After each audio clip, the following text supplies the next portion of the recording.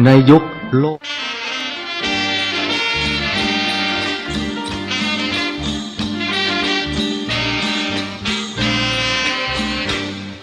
สิก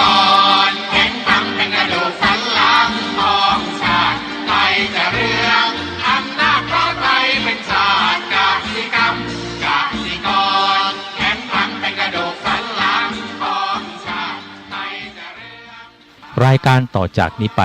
ขอเชิญท่านผู้ฟังทุกท่านเข้าสู่รายการดีมีคุณค่าน่าติดตามรายการเกษตรเพื่อชีวิตดำเนินรายการโดยกลุ่มรักเกษตรประสานงานโดยนายพิชัยคงพิทักษ์คณะเกษตรมหาวิทยาลัยเชียงใหม่หมายเลขโทรศัพท์053944030ขอเชิญทุกท่านติดตามรับฟังได้ณบัดนี้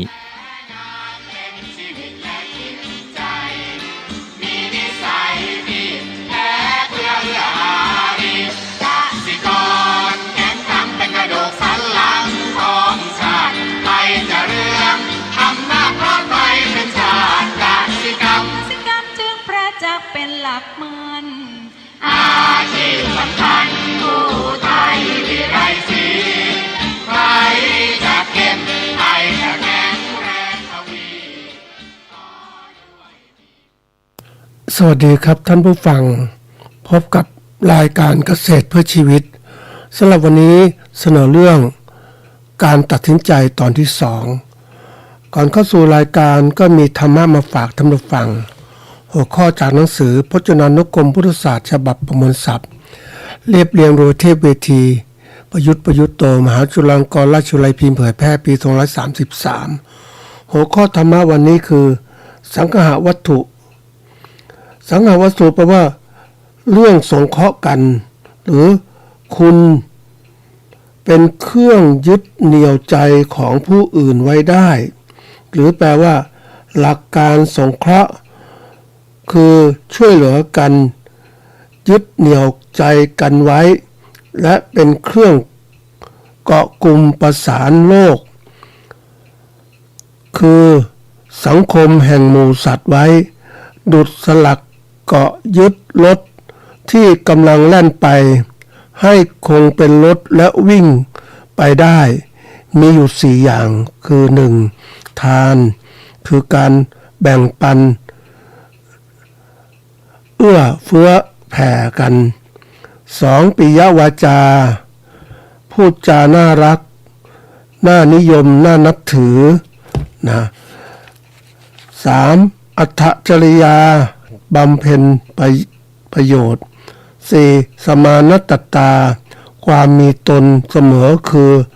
ทำตัวให้เข้ากันได้เช่นไม่ถือตัวร่วมสุขร่วมทุกข์กันเป็นต้นนะทีนี้ตัวหนึ่งที่น่าจะกล่าวถึงก็คือเรื่องของปิยวาจานี่แหละ ปิยวาจาในวาจาที่เป็นที่รักหรือแปลว่าพูดจาน่ารักน่านิยมนับถือวาจาน่ารักวาจาที่กล่าวด้วยจิตเมตตาคำที่พูดด้วยความรักความปรารถนาดีเช่นคำพูดสุภาพอ่อนโยนแนะนำตักเตือนด้วยความหวังดีอันนี้คือสิ่งที่จะเสริมในเรื่องของสหวัตถุ4คือปิยวาจานะนี่ทั้งหมดเนี่ยสังฆวัตถุ4คือเครื่องเขาเรียกเครื่องยึดเหนี่ยวใจผู้อื่นไว้ได้นะทีนี้เครื่องยึดเหนี่ยวเนี่ยเดี๋ยวนี้คนก็รู้มันก็มีเทคนิคในการที่จะทำให้คนเนี่ยยึดเหนี่ยวกันโดยนำหลักการนี้ไปใช้ไม่ว่าทานปิยวาจาอัตถจริยาสมานตตาก็คล่องแคล่วในการที่จะนำไปใช้ได้เต็มที่ทีนี้การใช้เนี่ยมันแน่นอนว่ามันสามารถจะยึดเหนี่ยวจิตใจคนได้แต่สำคัญเนี่ยคือว่ามันต้องมาจากอะไรจิตใจที่เรียกว่ามีเมตตาต่อกันจริงๆนะเดี๋ยวนี้คนมันเขาเรียกแสดงอย่างหนึ่งแต่จิตใจแบบหนึ่งเพราะฉะนั้นไม่ว่าสุภาพอ่อนน้อมถ่อมตนพูดจาดีต่างๆก็นี่ใจมีเมตตาหรือเปล่า นะใจมีเมตตากรุณาหรืออะไรต่างๆนี่ต้องมีไหมคือใจที่มันตัวสำคัญที่สุดคือมันมาจากใจนี่แหละทีนี้มันไม่ใช่มาจากการเสแสร้งถ้าใจจริงมันมีเมตตาปุ๊บมันก็ใช้ประโยชน์ได้คุ้มมันมีความซื่อสัตย์ต่อกันแต่ถ้ามันมีแอบแฝงประโยชน์ขึ้นมานะมันก็จะทำลายกันโดยใช้หลักการเนี่ยที่มาพูดเรื่องนี้ก็เพราะว่าอยากจะให้ท่านผู้ฟังได้เข้าใจเรื่องธรรมะพระเจ้านี่แหละเข้าใจให้หลักการจริงๆแล้วก็ใช้ด้วยเป็นหลักการจริงๆอย่าเสแสร้งอย่าโกหกหลอกลวงกันมันจะทำให้สังคมเรามีความสุขทีนี้มันก็มีขึงที่ควรเตือนคนระลึกถึงว่าบางครั้งแม้ว่าคนจะอะไรแสดงว่ามีทานมีเมตทานปิยวาจาอัตตริยาสมานตาดูดีไปหมดละแต่ต้องดูอย่าพ้องไปเชื่อมันไปเชื่อว่ามันดีจริงๆอย่างนี้แต่ดูคนมันนานเพราะบางครั้งเนี่ยเดี๋ยวนี้คนก็เรียกว่า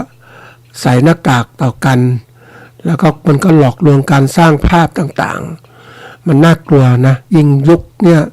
เป็นยุคที่แบบคนนั้นจิตใจมันไม่เหมือนเดิมมันมีประโยชน์แอบแฝงนะหรือมาตีสนิทมานู่นมานี่เสร็จแล้วก็หลอกลวงนะมันเป็นสิ่งที่ต้องคิดเสมอนะก็ฝากไว้ให้คิดนะครับวันนี้เข้าเรื่องของเราคือเรื่องของการตัดสินใจนะคราวที่แล้วได้พูดถึงเรื่องของการตัดสินใจคืออะไรความหมายสำคัญอย่างไรย้ำอีกนิดนึงการตัดสินใจหมายถึงกระบวนการใช้สติปัญญาพิจารณาเลือกทางเลือกที่คาดว่า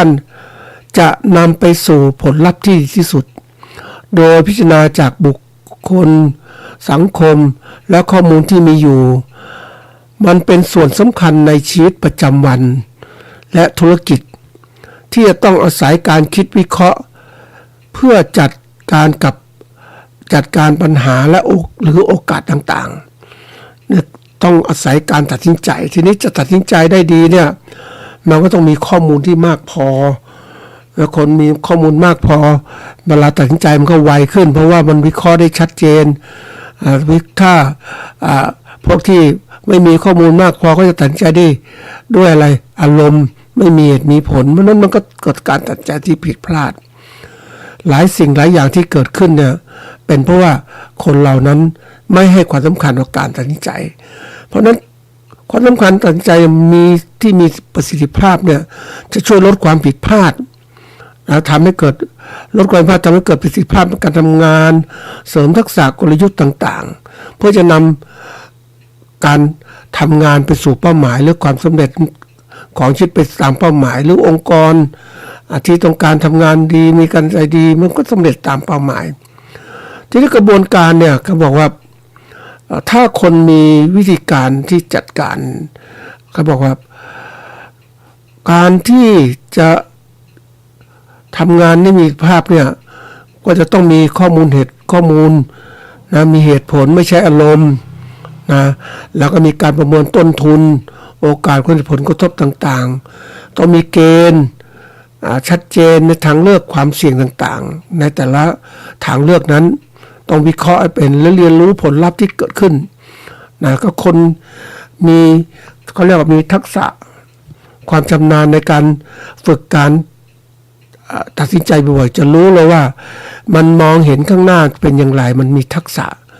มันเคยชำนาญนั่นแหละนะทีนี้มันก็มีเรียกว่าเรารู้ทุกคนรู้ได้ถ้าคนมีความเขาเรียกว่าชำนาญในการตัดสินใจนี่มันมีหลักกว้างๆเนี่ยเทคนิคในการตัดสินใจเนี่ยก็ต้องกำหนดปัญหาชัดเจนและรวบรวมข้อมูลต่างๆนะแล้วก็เราจะต้องมีการยอมรับความคิดต่างๆทั้งตัวเองคติมีไหมอะไรไหมแล้วก็ความคิดเชิงวิพากษ์วิจารณ์ข้อมูลอื่นที่คนอื่นก็มีอยู่เป็นยังไงแล้วก็การที่เรามีส่วนสำคัญในการตัดสินใจถ้าเรื่องตัวเองก็ต้องตัดสินใจด้วยตัวเองพยายามพิจารณาวิเคราะห์ถ้าทำงานเป็นทีมก็ต้องร่วมกัน นะรับฟังความเห็นอื่นแล้วก็มาจัดการในการตัดสินใจนะมันก็มีเรียกว่าขั้นตอนเครื่องมือในการตัดสินใจมีก็บอกว่ามันจะมีอยู่เขาเรียกว่า4อย่างก็คือเรื่องของอันที่1คือกำหนดเกณฑ์อันที่2ทางเลือกที่มีจำนวนมากมีอะไรบ้างไหมมีการวิเคราะห์วางแผนความเสี่ยงต่างๆที่เกิดขึ้นนะอันนี้เป็นตัวสำคัญนะเพื่อจะตัดสินใจที่จะถูกต้องมากขึ้นนะทีนี้กระบวนการตัดสินใจมันจะมีเราต้องจำนะท่านผู้ฟังในทุกระบบทุกกระบวนการประกอบการธุรกิจเกษตรหรือการเกษตรของเราเนี่ยมันมีการตัดสินใจทั้งนั้นเลยนะแต่เพียงแต่ว่าเรามองไม่เห็นกันอย่างที่มันให้ความสำคัญเรามองไม่เห็นคือเราไม่มีข้อมูลที่มากพอเพราะนั้นตัดสินใจก็ไม่ดีนี่วิธีการที่ตัดสินใจดีๆเนี่ยเขาบอกว่ากระบวนการตัดสินใจ7ขั้นตอนจะช่วยท่านที่เป็นผู้บริหารเป็นผู้นำต่างๆนำมาใช้อย่างเป็นระบบช่วยลดความเสี่ยงและเพิ่มประสิทธิภาพโดยอาศัยข้อมูลและการวิเคราะห์ต่างๆนะมันจะมาใช้ได้ทุกเรื่องนะท่านผู้ฟังนะอันนี้เป็นกระบวนการที่จะคำว่ากระบวนการคือระเบียบขั้นตอนที่วางไว้เป็นขั้นๆในการเมืองงานต่างๆในที่นี้มี7ขั้นตอนขั้นตอนที่1ก็คือระบุปัญหานะระบุปัญหาเนี่ยหรือหาโอกาสที่ชัดเจนโดยวิเคราะห์สาเหตุจากรากฐานแล้วก็ผลกระทบเพื่อให้แน่ใจว่าการตัดสินใจตรงจุดไม่ใช่แก่เฉพาะเหตุการณ์หรือเพราะล่วงหน้าเท่านั้นคือเราเองเนี่ยต้องระบุปัญหาของเราเนี่ยบางคนมองคือระบุปัญหาไม่ค่อยเก่งอ่ะเพราะว่าคนส่วนใหญ่เนี่ยเขาเรียกอยู่กับปัญหาแต่มองไม่เห็นปัญหาและจะเห็นปัญหาก็ต่อเมื่อปัญหามันรุนแรงมันก็เลยทำให้เราคิดได้ว่านี่คือปัญหาแต่ปัญหาจริงๆนั้นมันแอบแฝงอยู่ตลอดมันมีทุกขั้นตอนเลยมันปรากฏชัดอย่างแล้วก็ปรากฏยังไม่ชัดปัญหาเล็กๆมันก็ยังมีอยู่มันแฝงอยู่ทีนี้ถ้าคนเก่งเนี่ยเขาจะระบุปัญหาเป็นมากคือรู้ว่าอันนี้ปัญหาเล็กน้อยปัญหาขนาดกลางปัญหาขนาดใหญ่เขาจะพยายามที่จะแก้ปัญหาให้หมดเลยใหญ่ก็เฉพาะที่เจออยู่ก็รีบแก้ไขนะแล้วก็ขนาดที่ยังปัญหาขนาดกลางที่ยังไม่รุนแรงก็รีบหาแก้ไขปัญหาเล็กๆที่เกิดขึ้นเล็กๆก็ต้องเตรียมการแก้มันระบุปัญหานี่ทำให้เห็นคือการให้ความสำคัญนะความสำคัญมันจะเห็นเลยว่านี่คือเหตุการณ์ต่างๆที่จะเกิดขึ้นอย่างนักธุรกิจนี่จะมองเห็นปัญหาที่เกิดขึ้นข้างหน้าเนี่ยเอาตัวอย่างง่ายๆท่านผู้ฟังเอาตัวอย่างเลยนะปัญหาวันขณะนี้เราก็บอกว่าเราพอกินพอใช้เราคิดแค่นี้เรามีพอกินพอใช้ตามหลักการเศรษฐกิจพอเพียงที่คนคิดกันเนี่ยจะถามว่าเฮ้ยมันคิดอยู่แค่นั้นน่ะแต่เหตุการณ์ต่างๆเนี่ยคุณมองไม่เห็นปัญหาก็เพราะคุณระบุปัญหาไว้แค่นั้นแต่ถ้าจริงแล้วปัญหาต่างๆเนี่ยจะมีพอกินพอใช้คุณต้องคิดว่าพอกินพอใช้ขนาดนี้แล้วข้างหน้ามีไหมนะเหตุการณ์ต่างๆมันจะเปลี่ยนแล้วคุณจะมีเงินมีทองใช้ไหมมีอาหารการกินไหมสภาพดินฟ้าอากาศเปลี่ยนแปลงจะมีปัญหาอะไรไหมมันต้องคิดอ่ะบางอย่างเนี่ยท่านผู้ฟังมันมองไม่เห็นปัญหาเพราะเราไม่ให้ความสำคัญเราก็เลยไม่คิดเราก็มองข้ามไปหมดเลยอย่างวันนี้เขาบอกว่ามีเหตุการณ์อากาศเปลี่ยนแปลงนะอุณหภูมิโลกร้อนขึ้นนะน้ำแข็งทั่วโลกละลายแล้วก็น้ำจะท่วมโลกต่างๆเนี่ยคนก็มองไม่เห็นมันเขาแค่เกิดยังไม่คิดอะไรยังไม่นานมันนานแต่เหตุการณ์ต่างๆมันรุนแรงมันเร็วอ่ะท่านผู้ฟังมันเร็วปุ๊บมันก็ตัดสินใจไม่ทันอย่างที่ เคยไปดูน้ำปริมาณน้ำที่มันมากขึ้นน่ะแถวปากน้ำนู่นน่ะในอ่าวไทยนี่แหละนะคือคนมองเห็นปัญหาเนี่ยก็เห็นก็คือเนื่องจากว่าวัดอุโบสถวัดเนี่ยมันอยู่กลางน้ำแล้วนะวัดอยู่กลางน้ำจริงๆอุโบสถอยู่กลางน้ำจริงๆเพราะว่า คลื่นลมน้ำทะเลมันกัดเซาะแผ่นดินก็สลายลงไปเพราะฉะนั้นมันก็เลยรู้อุโบสถอยู่นะอุโบสถกลางน้ำมันก็มาเรื่อยๆแต่ชาวบ้านก็รู้ปัญหารู้คือไม่ได้เตรียมการว่ามันจะเกิดรุนแรงหรือเปล่าแต่ณวันนี้มันรุนแรงแล้วเห็นไหมอีตอนนั้นรู้ก็รีบจัดการดิใช่ไหมอาจจะทำเขื่อนกั้นหรืออะไรต่างๆก็ปล่อยไปตามธรรมชาติทุกคนก็เหมือนกับว่ามองไม่เห็นปัญหานะไม่เห็นไม่สนใจว่ามันเล็กๆแต่ที่ไหนได้มันใหญ่วันนี้ใหญ่โตมากก็มีการออกประกาศเตือนถึงผู้ที่อยู่ริมทะเลต่างๆเหล่านี้น้ำจะมันเกิดการกัดเซาะต่างๆดินก็สลายลงไปเพราะนั้นปริมาณน้ำมันมากขึ้นแล้วพื้นดินก็ถูกทำลายลมก็แรงมันก็จะลามมาหมดแล้วก็ถ้ามันเกิดรุนแรงจะทำยังไงอย่างเขาบอกกรุงเทพจะน้ำท่วมอย่างเนี้ยแต่วันนี้มันน้ำทะเลมันมาถึงบางส่วนแล้วท่านผู้ฟังคือน้ำทะเลมันก็น้ำเค็มเนาะน้ำจืดของเรามันน้อยน้ำแม่น้ำเจ้าพระยามันน้อยมันก็จะน้ำเค็มก็มากขึ้นเพราะนั้นการปลูกพืชต่างๆมันก็เสียหายถ้าคนรู้ปัญหามันจะเตรียมการนะท่านผู้ฟังอย่าปล่อยให้ปัญหาเล็กๆมันขยายเพราะนั้นคนมองไม่เห็นเพราะนั้นมองไม่เห็นปัญหาเล็กๆขนาดกลางก็ไม่เห็นจะปัญหาเฉพาะหน้าก็แก้ไขปัญหาเฉพาะหน้านั่นคือวิธีการที่ก็เรียกแก้ปัญหาโดยวิธีการที่ไม่ปลอดภัยคนที่เขาเก่งก็จะเตรียมการแก้ปัญหาทุกระดับเลยนะอันนี้ระบุปัญหาเป็นขั้นตอนที่2เนี่ยการรวบรวมข้อมูลที่เกี่ยวข้องทั้งปริมาณและคุณภาพที่เชิงระบบทั้งหมดแล้วภายนอกภายในกำหนดว่าต้องการข้อมูลเพศใดเพื่อสนับสนุนการตัดสินใจที่บอกว่าเราเองเนี่ยเราไม่ค่อยให้ความสำคัญในการรวบรวมข้อมูลคือไม่ใส่ใจท่านผู้ฟังไม่ใส่ใจจะเห็นปัญหาก็ต่อเมื่อเกิดปัญหาแต่คนที่มองเห็นปัญหาได้คือเขาเห็นปัญหาก่อนที่เกิดปัญหาเขารวบรวมข้อมูลอย่างวันนี้ก็บอกว่าค่าเงินบาทแข็งวิกฤตต่างๆในการส่งออกก็จะลำบากมากขึ้นสินค้าของเราก็จะแพงแล้วแพงปุ๊บก็ส่งออกไม่ได้นะอันนี้คือตัวอย่างเรารวบรวมข้อมูลได้ไหมเราก็ไม่ค่อยรู้สนใจเพราะเราแค่ขายสินค้าผ่านมือเราไปให้กับพ่อค้าคนกลางก็จัดการเราไม่เคยเรียนรู้เรื่องของระบบปัญหาที่มันเกิดขึ้นเป็นระบบเนี่ยเราจะเรียนรู้เฉพาะส่วนแล้วก็เลยไม่สนใจอย่างวันนี้ที่ไปดูอันนี้เป็นเรื่องของการให้ความสำคัญของแต่ละบุคคลนะการรวบรวมข้อมูลนะ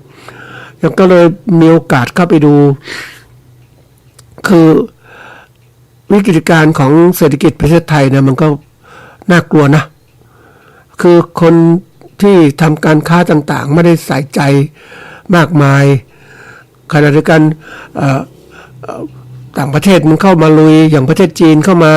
คนจีนก็มาทำการค้าขายที่เยาวราชนะอย่างตลาดคนไทยก็ไม่คือเขาเอาสินค้าจีนมาเต็มไปหมดเลยเอามาวางขายแล้วคนไทยจะทำสินค้าอะไรออกขายแล้วก็คุมตลาดจีนก็ทุ่มตลาดเป็นจีนก็เคยค้าขายเป็นเขาทุ่มตลาดเอาชนะคู่ต่อสู้เพราะฉะนั้นเราถ้าปล่อยปากละเลยใช่ไม่สนใจจีนก็ครอบครองตลาดได้หมดเห็นไหมเราเคยเห็นไหมว่าระหว่างเนี่ยที่คนที่ร่ำรวยในปัจจุบันเนี่ยส่วนใหญ่เป็นคนเชื้อสายจีนที่เขาอยู่กับวงการเหล่านี้เขาทำงานต่างๆนี้มานานเขาจะมีความร่ำรวยแต่คนไทยเราเฉย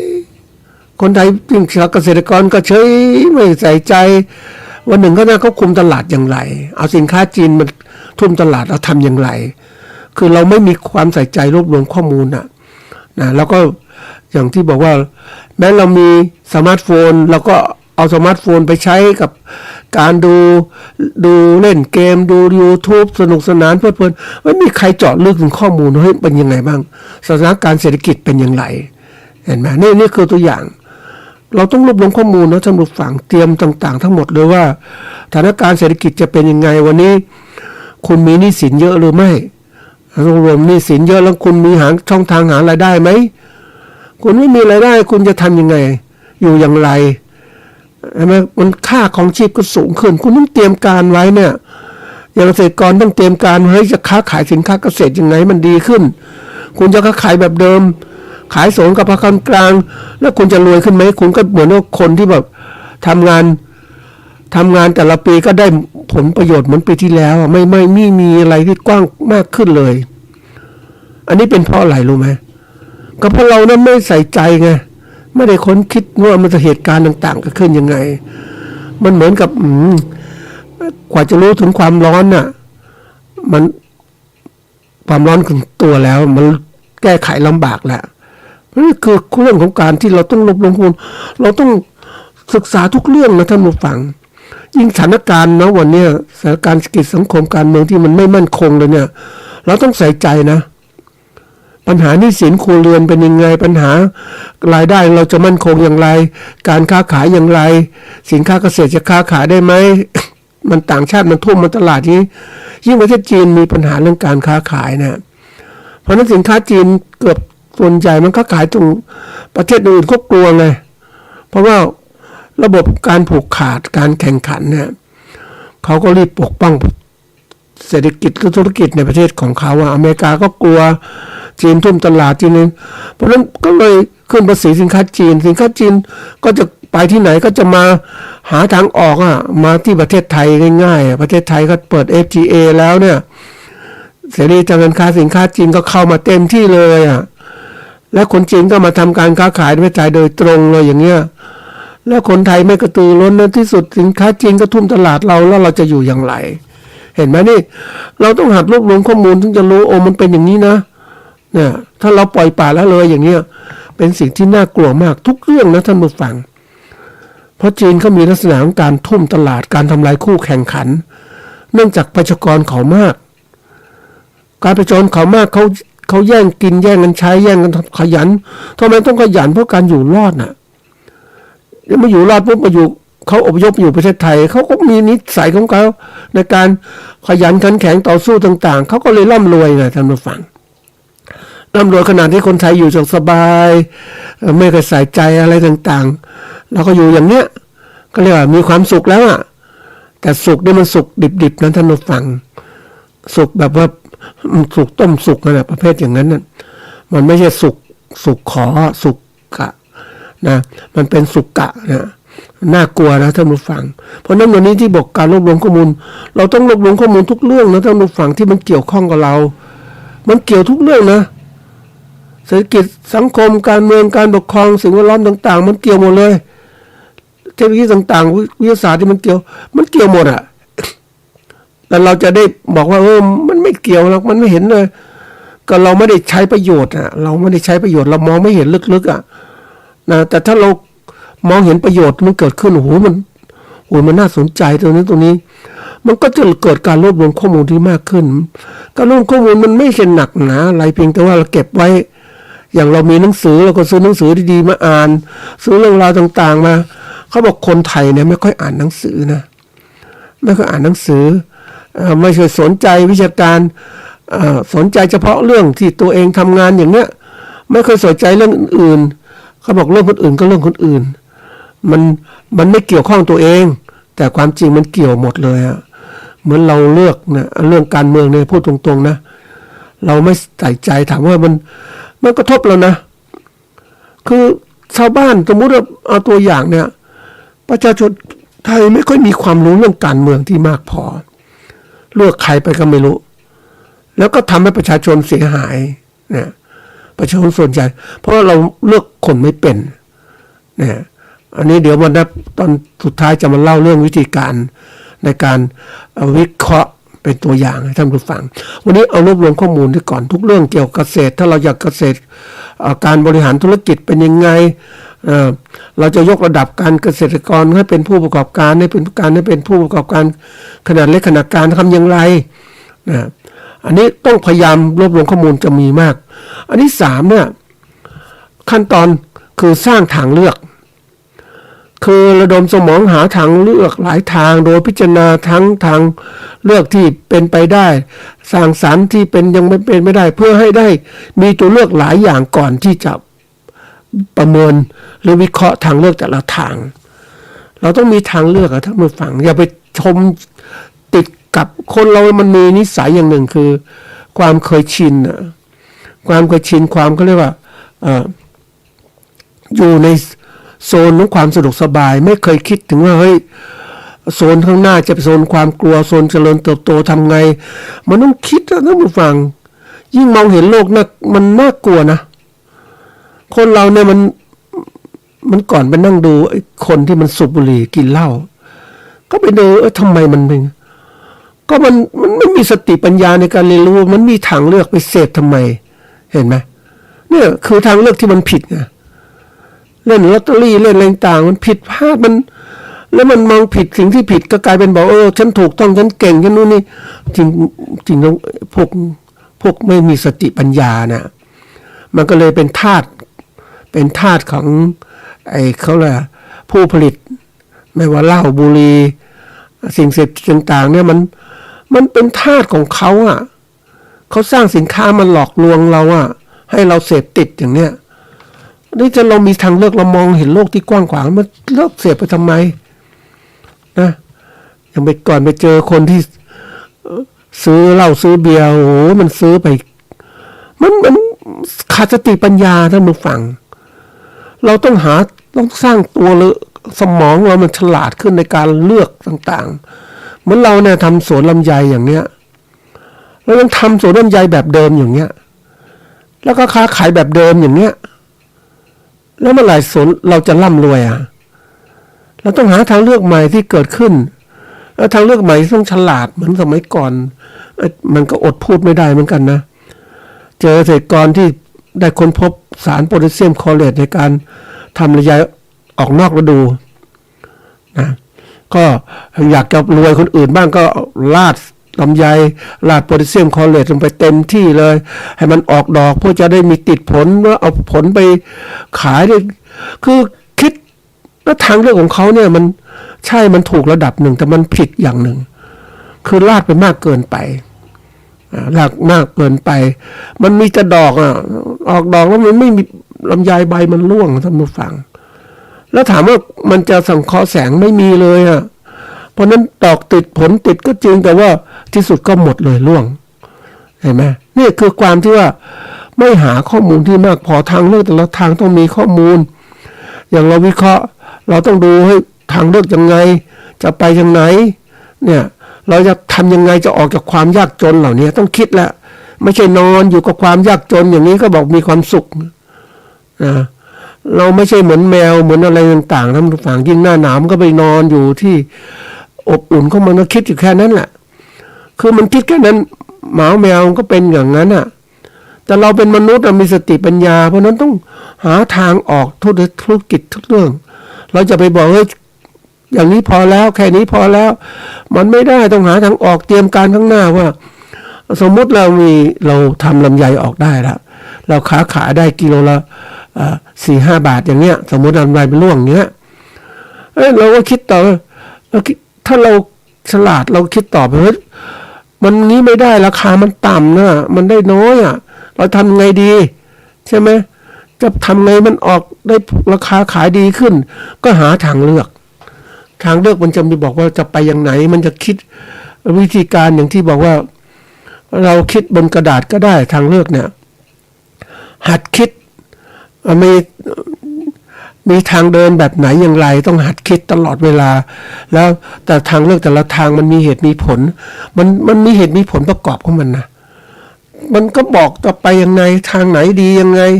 แล้วต้นทุนผลิตยังไงไปยังไงเหมือนที่เราจะเดินทางเข้ากรุงเทพจะไปรถยนต์รถไฟเครื่องบินอันไหนดีแล้วไหนประหยัดแล้วก็มันคุ้มค่าไหมแล้วก็เวลาต่างๆที่เป็นอยู่เรารีบด่วนไหมอย่างเงี้ยมันต้องคิดมันทางเลือกแต่ละทางต้องหัดคิดแหละนะอันนี้คือเราต้องหาทางเลือกให้มากอย่าไปชีวิตของเรามีทางเลือกมากนะท่านผู้ฟังเพียงแต่เรานั้นไม่เลือกแล้วเราก็จมปักกับทางเลือกเดิม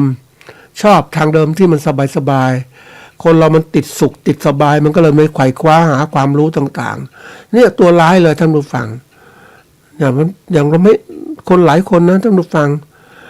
หนังสือดีๆก็ไม่อ่านความรู้ดีๆก็ไม่ศึกษางานประชุมต่างๆก็ไม่ไปอยู่อย่างเนี้ยก็อยู่อย่าง สบายๆแหมคนพูดเลยสบายๆน่ากลัวนะสบายๆของในที่คุณคิดอ่ะสบายๆของคุณคิดแบบนั้นจริงๆมันคือทางไม่สบายถ้าเราออกมามองข้างนอกโอ้โหที่คุณคิดแบบสบายของคุณอ่ะจริงๆไม่สบายเหมือนคนที่ติดสุขกับการเสพยาเสพติดต่างๆฉันสบายโอ้ยงี้ออกมามองข้างนอกดูซิข้างในมันจะเป็นยังไงมันไม่ใช่มันหลอกลวงตัวเองเนี่ยนะเพราะนั้นต้องหาทางเลือกอันที่สี่ประเมินทางเลือกคือวิเคราะห์ทางเลือกแต่ละทางนะหาข้อดีข้อเสียทางเลือกแต่ละทางแล้วก็ใช้เกณฑ์ตัดสินนะอย่างใช้เกณฑ์ตัดสินว่าตัวอย่างเช่นนะทางเลือกเนี้ยนะเราใช้ตัวไหนเราก็ใช้ตัว BC ratio ง่ายๆเนาะคือผลที่ได้รับหารด้วยต้นทุนที่ลงไปถ้ามันมากกว่า1เนี่ยดีแต่ถ้ามันน้อยกว่า1ไม่ไหวมันขาดทุนเนี่ยเอาง่ายๆอย่างเงี้ยแต่ละเลือกมันเป็นไงอย่างนี้ว่าเราไปทำธุรกิจเนี่ยลงทุนอย่างเงี้ยลงทุนแล้วเนี่ยมันจะได้กำไรไหมอย่างนี้ต้องคิดตลอดเวลานะท่านผู้ฟังแล้วก็ดูเส้นทางแต่ละทางมันมีความเสี่ยงมันเกิดขึ้นอย่างวันนี้ถ้าพูดตรงๆนะมันเสี่ยงธุรกิจนะสินค้าเกษตรมันเสี่ยงมากเลยมันเสี่ยงจากอะไรรู้ไหมดินฟ้าอากาศที่แปรปรวนไม่มั่นคงละแล้วก็ราคาสินค้าเกษตรไม่มีใครช่วยนะไม่มีใครช่วยประกันราคาสินค้าเกษตรเพราะว่ามันเสี่ยงอะท่านผู้ฟังแล้วพวกนักธุรกิจเนี่ยมันคือที่เขาเงินเก่งเขา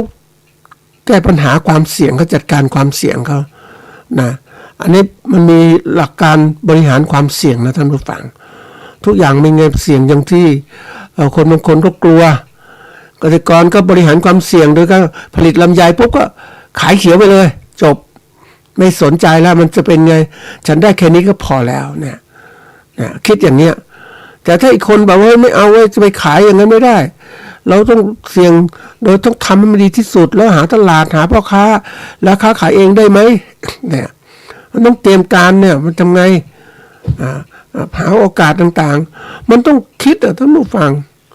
ทางเลือกเนี่ยเรามีทางเลือกแล้วก็มองว่าผลที่ได้มันระยะยาวไหมหรือระยะสั้นเวลาตัดสินใจเราจะมองสั้นๆไม่ได้ต้องมองยาวด้วยบางทีอย่างนึกถึงเอาตัวอย่างอันนี้เป็นชาวนานะท่านผู้ฟังก็ไปเจอคือเราอยากจะได้ขายสินค้าคือเราผลิตข้าวเปลือกมาแล้วก็ใส่ยุ้งฉางไว้ตีข้าวมันก็เยอะเหมือนกันเพราะนั้นเราก็อยากจะขายข้าวออกไปเพื่อจะได้เงินมาใช้นะเงินมาใช้ได้มันกวนก็ว่าเรามีขั้นตอนแล้วนะขั้นตอนในการที่เราจะดำเนินการต่างๆเพื่อว่าถ้าเรามีข้าวเก็บไว้ไม่มียุ้งฉางที่ใหญ่พอเนี่ยความเสี่ยงคือข้าวไปเก็บที่ไหนเราก็คิดแล้วเนี่ยต้องขายไปส่วนหนึ่งใช่ไหมขายไปแต่ขายก็เจอเลยว่าราคาไม่ดีเลยพ่อค้าคนกลางเจอของโรงสีกดราคาอีกนี่คือความเสี่ยงที่เกิดขึ้นเพราะนั้นถ้าเรารู้ว่าเส้นทางแบบไหนเราทำอาชีพอะไรต้องมีคือการจัดการกับความเสี่ยงที่เกิดขึ้นในทุกๆอย่างที่เกี่ยวข้องกับธุรกิจของเรานะแล้วระยะยาวจะทำอย่างไรต้องคิดแล้วนี่คือการประเมินทางเลือกแต่ละทางนะขั้นตอนที่5เนี่ยเลือกทางเลือกที่ดีที่สุดนะเราก็เวลาตัดสินใจจริงๆมันจะมีทางเลือกแล้วเนี่ยเราวิเคราะห์ทางเลือกมันหลายทางแล้วเนี่ยเราก็คิดอยู่ว่าจะทำไงดีเพราะฉะนั้นวิธีการเลือกทางเลือกสุดก็คือการที่เราเปรียบเทียบทางเลือกอย่างสมมติมี10เส้นทางเราเลือกไหนเส้นทางไหนที่มันสอดคล้องตรงกับเป้าหมายที่เราต้องการให้ประโยชน์สูงสุดที่เกิดขึ้นแล้วก็เรายอมรับถ้าเป็นธุรกิจของเราประเมินด้วยตัวเราเองเราเห็นเลยเนี่ยเพราะนั้นเลือกทางเลือกแต่ถ้าเราเป็นทีมงานเป็นกลุ่มองค์กรต่างๆในการที่จะเขาเรียก เลือกทางเลือกนั้นเพราะนั้นก็ต้องยอมรับฟังความเห็นของผู้อื่นว่าผู้มีส่วนได้ส่วนเสียเขาคิดยังไงแต่ละคนคิดอย่างไรนะมันไม่ใช่ว่าเราคิดว่าเรามองอย่างนี้ถูกต้องบางทีคนอื่นก็จะถูกต้องก็ได้เพราะฉะนั้นทางเลือกที่ดีที่สุดก็คือการมองไปนี่แหละกำหนดทิศทางเราเป็นยังไงนะขั้นตอนที่6เนี่ยดำเนินการเลยเมื่อกำหนดทางเลือกแล้วนะก็รีบดำเนินการคือวางแผนมีแผนปฏิบัติการมีผู้รับผิดชอบมีระยะเวลามีทรัพยากรต่างๆทางเลือกที่จะเลือกไปดำเนินการจริงๆเนี่ยมันจะต้องใช้เวลาอย่างไรบ้างและทำยังไงให้สำเร็จคือดำเนินการเป็นเรื่องที่ต้องทำตลอดเวลานะท่านผู้ฟังเสร็จแล้วเนี่ยมันถึงขั้นตอนสุดท้ายคือขั้นตอนการประเมินผลในทุกอย่างเนี่ยเราก็ต้องมีการประเมินผลมีตัวชี้วัดความสำเร็จต่างๆที่เกิดขึ้นสมมติเราเลือกทางเลือกเนี้ยนะเราดำเนินการทางเลือกนี้ไปแล้วเนี่ยปรากฏว่ามันดีเหมือนกันนะแต่ว่าทำไปสักพักนึงอาจจะมีปัญหาเกิดขึ้นเพราะเรามองไม่ออกใช่ไหมเราไม่ได้เขาเรียกไม่มีความเชี่ยวชาญทางเลือกที่เราเลือกว่ามันดีที่สุดเนี่ยอาจจะไม่ดีก็ได้นะเพราะนั้นเราต้องติดตามตลอดเวลา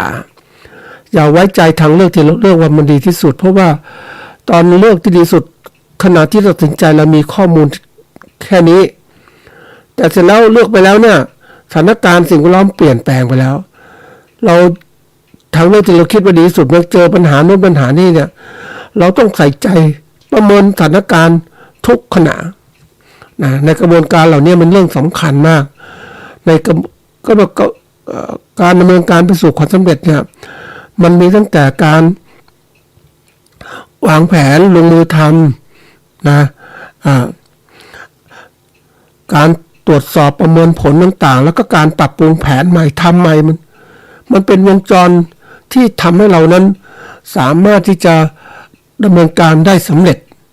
ดีที่สุดคือการประเมินไปเรื่อยๆในทุกขั้นตอนจงอย่าไปบอกว่าการประเมินผลเนี่ยจะประเมินเมื่อทำสำเร็จแต่ละขั้นตอนในขั้นตอนใหญ่ๆเนี่ยนะสำเร็จต้องเข้าประเมินมันไม่ใช่หรอกท่านผู้ฟังปกติแล้วเนี่ยถ้าการปฏิบัติการดีๆประเมินทุกขั้นตอนประเมินเล็กๆก็ทำไปก่อนไม่เป็นไรเพราะว่าอาจจะเห็นช่องทางเห็นปัญหาต่างๆขึ้นแล้วเมื่อเสร็จสิ้นดำเนินการก็ประเมินผลอีกเนี่ยเพราะนั้นวิธีการที่เราต้องทำอย่างนี้ตลอดนะท่านผู้ฟังอย่างเราเองเนี่ยนะเราเป็นชาวนาเพราะนั้นวิธีการประเมินผลของเราเนี่ยเราก็คิดว่าทำนา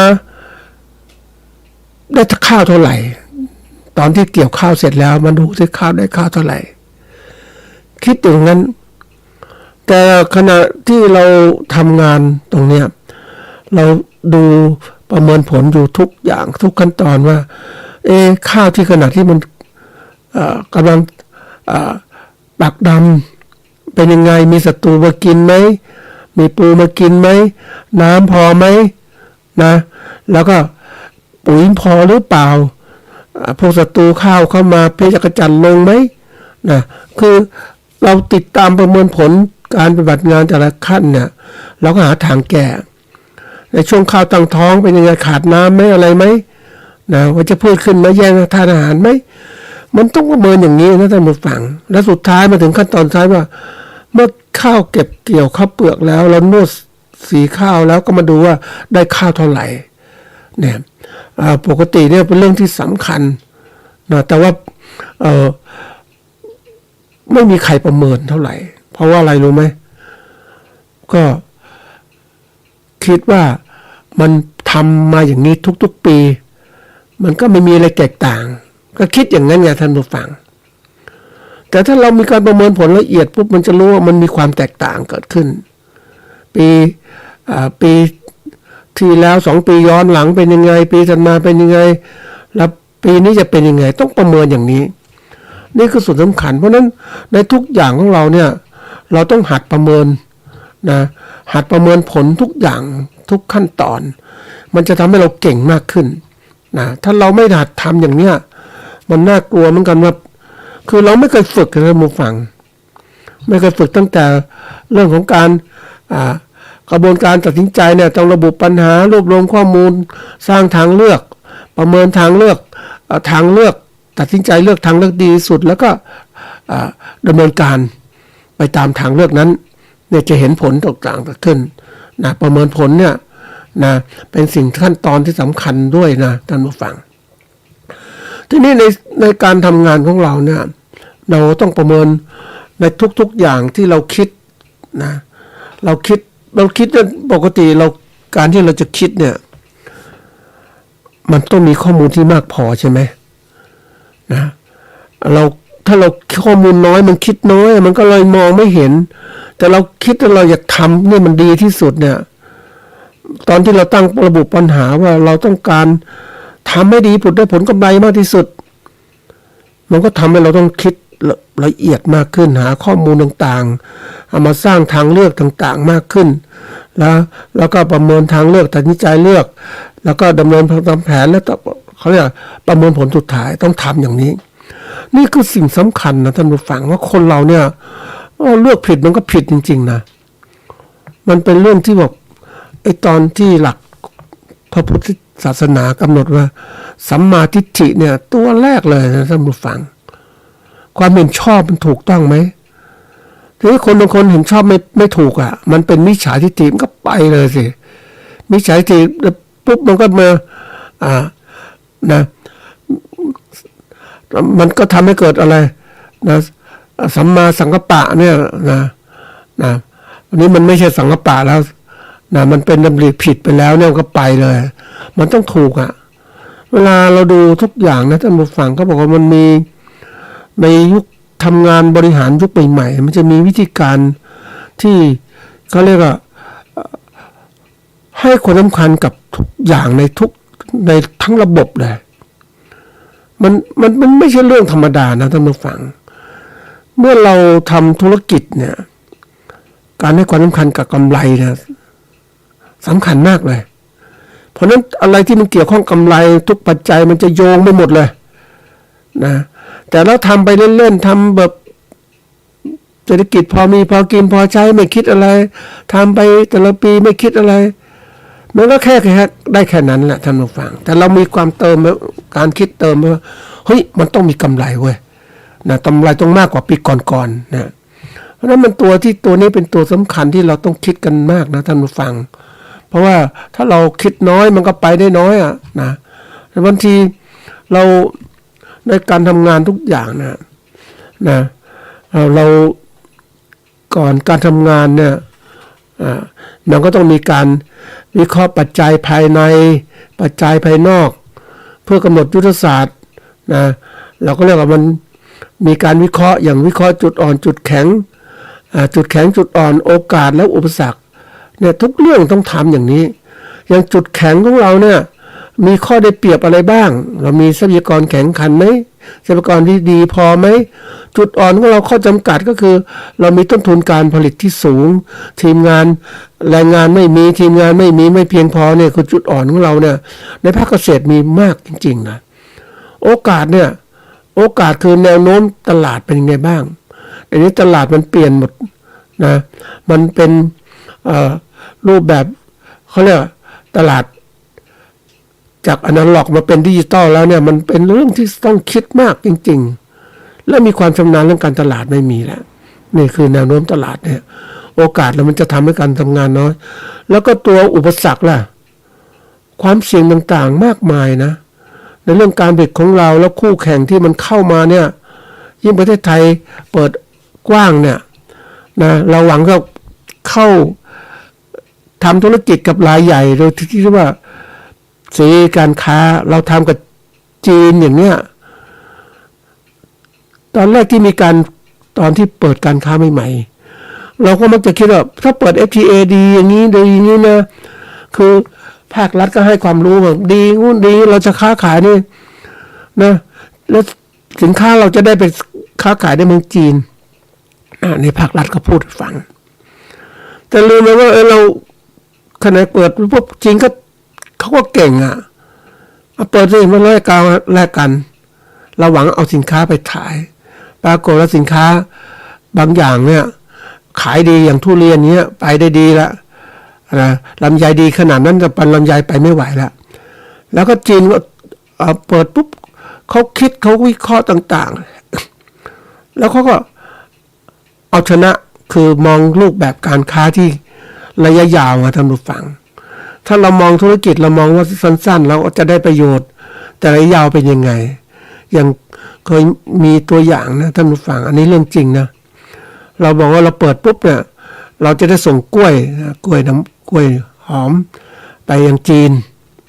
นะมันขายดีจริงๆจริงนะแต่จีนเก่งนะทำไงดีก็มาเช่าพื้นที่ในประเทศลาวประเทศเวียดนามต่างๆปลูกกล้วยหอมเอาพันธุ์กล้วยหอมเราไปปลูกท่านผู้ฟังปลูกแบบธุรกิจเลยแล้วก็ส่งเข้าจีนเพราะนั้นกล้วยหอมที่จีนผลิตนะก็แข่งกล้วยหอมของไทยคุณภาพดีจริงรสชาติดีแต่ว่าต้นทุนราคาขายมันสูงไงต้นทุนมันสูงเพราะนั้นที่สุดแล้วจีนพ่อค้าจีนก็เอาซื้อกล้วยหอมที่ผลิตจากลาวจากอะไรอื่นไปขายทำลายธุรกิจเราหมดเลยเห็นไหมคือเราไม่ได้มองเรื่องของความเสี่ยงอุปสรรคต่างๆไว้คู่แข่งการค้าแล้วก็ไม่ได้มองมากมายเป็นเรื่องต้องคิดมากนะท่านผู้ฟังวันนี้ธุรกิจของเราเนี่ยมันต้องมีทางเลือกต้องระยะเขาเรียกระยะสั้นระยะกลางระยะยาวต้องพยายามคิดให้มันรอบคอบมากขึ้นเราหวังว่าเราจะทางเลือกนี้ดีสุดแล้วดีขนาดนี้แต่ข้างหน้าไม่ดีทำไงนั้นบางทีเราต้องกำหนดทุกอย่างว่ามีให้คะแนนไว้ทุกขั้นตอนในการทำงานของเราว่ามันดีจริงไหมนะอันนี้สำคัญมากเลยดูจุดอ่อนจุดแข็งวิกฤตโอกาสของเราเนี่ยเป็นยังไงนะมันจะไปไหวไหมอย่างนี้แล้วเอามาคำนวณดูทดสอบต่างๆระดับของการผลิตของเราเนี่ยไม่ใช่มองแค่ผลิตส่งให้กับพ่อค้าคนกลางเราต้องดูว่าพ่อค้าคนกลางเขาไปขายยังไงด้วยมันจะเสียหายต่อเราไหมโอกาสข้างหน้าเป็นอย่างไรนะอันนี้คือตัวอย่างการที่ว่าเราจะต้องเรียกว่าต้องให้ความสำคัญกับการตัดสินใจนะว่ามันทุกเรื่องที่คนต้องฝึกนะท่านผู้ฟังเราเองถ้าเราไม่ฝึกการตัดสินใจเนี่ยเราก็จะกลายเป็นคนเฉื่อยชาเหมือนสมองไม่แล่นท่านผู้ฟังนะมันเป็นเรื่องที่ว่าเราปล่อยปละละเลยสิ่งที่สำคัญดูว่าไม่สำคัญนะทีนี้มาดูว่าตัวอย่างในการเอามาวิเคราะห์วิเคราะห์ว่าเราจะฝึกตัดสินใจอย่างไรให้เป็นนะอย่างเราเองเป็นชาวนาเนี่ยถ้าเราจังเป็นชาวนาอย่างเนี้ยนะเราผลิตแล้วขายพ่อค้าคนกลางเนี่ยไอ้พ่อค้าคนกลางเราคิดว่าเขาอยู่ได้ไหมเขาอยู่ได้ระดับหนึ่งแต่วันหนึ่งพ่อค้าคนกลางเขาฉลาดเขาก็ไปซื้อข้าวที่อื่นมาขายนะแทนที่ซื้อข้าวจากเราแล้วเราจะทำอย่างไรนี่คือการหัดคิดหาทางเลือกวันก่อนได้มีโอกาสดูข้อมูลเรื่องการเขาเรียกอเมริกาคือเขามีคนไทยไปซื้อวัวที่อเมริกามาขายนะเนื้อเพราะว่าผลิตในประเทศไทยมันผลิตยากต้นทุนมันสูงอย่างนี้พ่อค้านี่เขาคิดตลอดเวลาว่าที่ไหนแหล่งสินค้าไหนที่ราคาถูกซื้อมาทำกำไรมาขายได้กำไรได้ดีเนี่ยเอาทั้งนั้นแหละเขาไม่ใช่ตรงรักภักดีต่อผู้ผลิตหรอกเขาก็มองผู้ผลิตก็คือเหยื่อของเขาน่ะที่ไหนเป็นเหยื่อที่ถูกที่สุดที่ดีที่สุดสำหรับเขาก็ทำเราเองเป็นเหยื่อให้คนอื่นทำไมแล้วก็มาทำคิดต่อไปหาทางออกอย่างไรนะนี่มาดูว่าเราฝึกตัดสินใจเนี่ยก็อยากให้ทุกคนได้ลองดูที่ว่าตัดสินใจเรื่องอะไรอย่างวันนี้คิดนะเอาตัวอย่างตัดสินใจนะเราเองสมมุติว่าเอาตัวอย่างง่ายๆเนี่ยมันเกิดขึ้นขณะที่จะเลือกตั้งเนี่ยเรามีความรู้เรื่องการเมืองหรือยังการเมืองเรื่องการจัดสรรประโยชน์ที่ถูกต้อง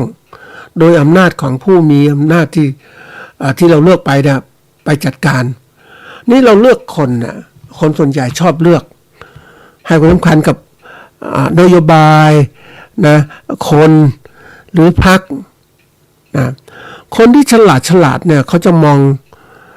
ให้ความสำคัญทั้งหมดแหละทุกตัวนะเพราะว่าคนก็ดูด้วยเป็นคนดีหรือเปล่านโยบายพรรคการเมืองมันดีหรือเปล่าแล้วพรรคการเมืองนั้นใหญ่โตหรือเปล่ามันจะถ้าได้เลือกตั้งเขาไปทำการประโยชน์ได้ไหมที่ว่าคนคิดมันตื้นๆบอกเอาคนใครก็ได้เก่งๆดีๆสักคนไปทำงานเป็นตัวแทนเราแล้วไปแล้วมันไม่ทำยังไงไม่มีพรรคการเมืองสนับสนุนน่ะมันไปไม่ได้ยุคนี้มันต้องมองถึงว่าต้องมีอำนาจด้วยทำเป็นระบบด้วยมันถึงจะให้ความสำคัญให้เกิดประโยชน์เกิดขึ้นเราคิดตื้นๆไม่ได้นะมาฟังเดี๋ยวนี้ต้องหัดคิดนะ